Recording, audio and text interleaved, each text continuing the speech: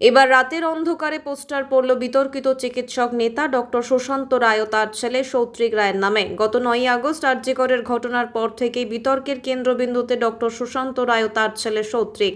উত্তরবঙ্গ লবির মাথা। ঘটনার দিন ঘটনাস্থলে উপস্থিত থাকা চিকিৎসা শিক্ষায় দুর্নীতি সহ একাধিক অভিযোগে নাম জড়াচ্ছিল ডক্টর সুশান্ত রায়ের।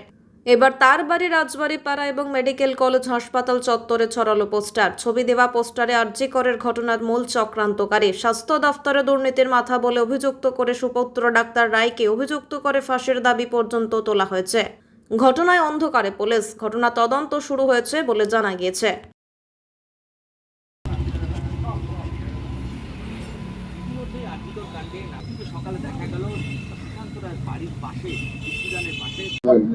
আমিও খবর পেয়ে দেখতে আসলাম। এবার যে বা যারা টাঙ্গিয়েছে অ্যাকচুয়ালি সত্যি কথাই লিখছে, এখানে সাধুবাদ জানাই তাদেরকে যে জলপাইগুড়ি লজ্জার বিরুদ্ধেই পোস্টার করছে এবং এটা কাম্যই ছিল।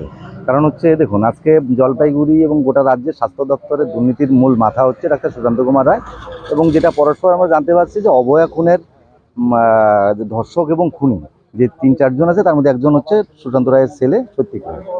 তো তাদের বিরুদ্ধে পোস্টার পড়তে খবর পেয়ে দেখতে আসলাম। যারা লাগিয়েছে তাদের সাধুবাদ জানাই যে তাদের সাহস আছে যে তারা সত্যিটা তুলে ধরছে। না, এখানে তো তাদের খোঁজা হচ্ছে, সন্ধান চাই, তাদেরকে খুঁজতেছে দেখলাম, এবং তাদের ফাঁসি দাবি করছে যে তাদের ফাঁসি হওয়া পর্যন্ত তাদের পাশে আছে।